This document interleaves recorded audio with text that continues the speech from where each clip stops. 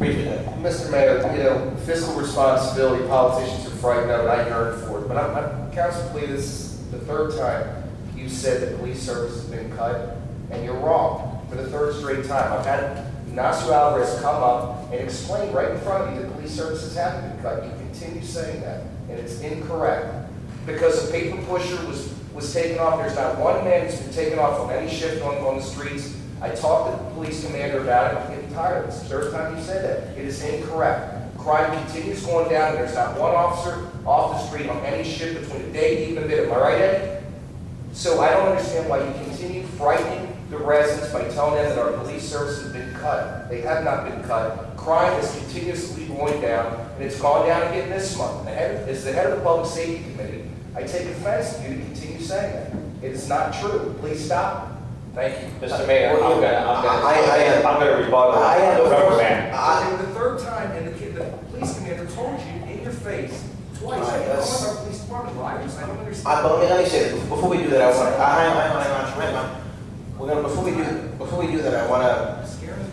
I want to make a point since I spoke first, and then we'll go to Richard.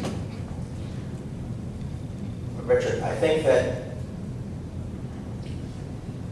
one of the facets of my motion was to encourage people to spend the money locally, and Cesar spoke to that.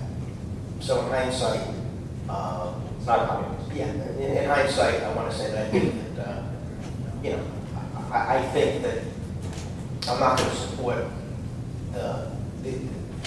support the imposing the restrictions because it has some odious aspects in terms of interfering with the free market. But having said that, so I'm not going to support the gift card aspect of it because I think those type of controls are a little too big brotherish and a little too interfering with the free market.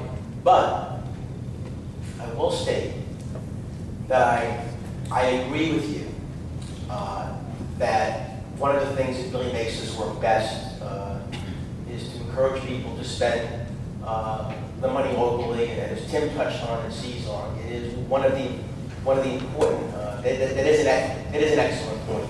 I do agree with you, and I appreciate it, and it's in line with what we're talking about. And I do think that while I don't know there's an appropriate mechanism to impose that, and I'm not so sure that we want to go through that effort, I do think that concern about making sure the money is really used to boost the local economy and create jobs here is a very, very valid concern. And I absolutely did not mean to suggest that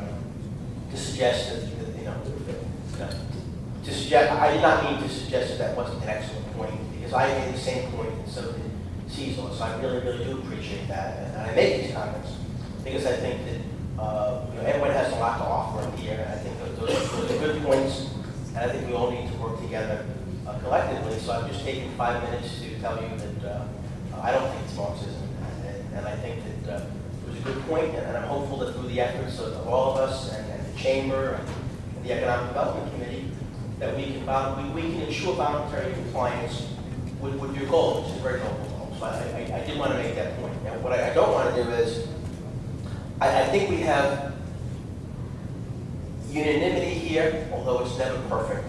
I don't want to have anybody up here. I think one of the things I want to shy away from with this council is forcing 4-3 votes or 5-2 votes and then saying somebody voted no against giving a rebate or somebody's against, helping the taxpayers. I mean, we all want to try and work for the same thing. So what I would ask is the following. Everyone's made excellent points. I value everyone's comments, and they're all excellent. I think that this is a good thing to do. I think it's reasonable. I think that yeah. I think that we could increase it to some extent, but then again, I think if we do that, the question would be how much. Is it going to be 100 or 200 or the whole million? And I think Tim makes an outstanding point. The only thing is, in terms of giving everybody what they want, I think that one of the things I said was I think that not having to pay the franchise fee, not having giving the money back to the people, and also setting aside some money for some of the projects that are important. it kind of allows us to all work together collectively and give everybody a chance to achieve their collective goals. So, Mr. Mayor. so I want to give you a chance, and then we're going to call the. Yeah, I want to just take my Please. opportunity to rebuttal and address the unprecedented reprimand by a colleague, because it's highly unusual. Typically, our remarks are made through the chair. I don't want to get totally sidetracked. But I do want to say the following. I don't believe I've deceived anyone. I think the fact of the matter is that I said clearly that we made a reduction in police personnel. Whether some of us up here choose to disparage those law enforcement officers and call them paper pushers, that's your prerogative. I don't believe that eliminating a captain in the police department was anything short of eliminating and reducing personnel. I'm not qualified to decide whether that was the right decision or not. It was recommended by the police commander and subsequently supported by the manager. The fact of the matter is we did reduce police personnel. Call it what you would, but it is reduction of police personnel. Furthermore, we also reduced the overtime of police officer, which again leads to a potential reduction in police personnel. So both of those statements have consistently been accurate, and I would just hope that before any of the members of this council decide to reprimand a colleague, that they make sure that they get their facts straight as well. Thank you. Everyone made their points. Here's what we're going to do. Marjorie, can you read back the motion?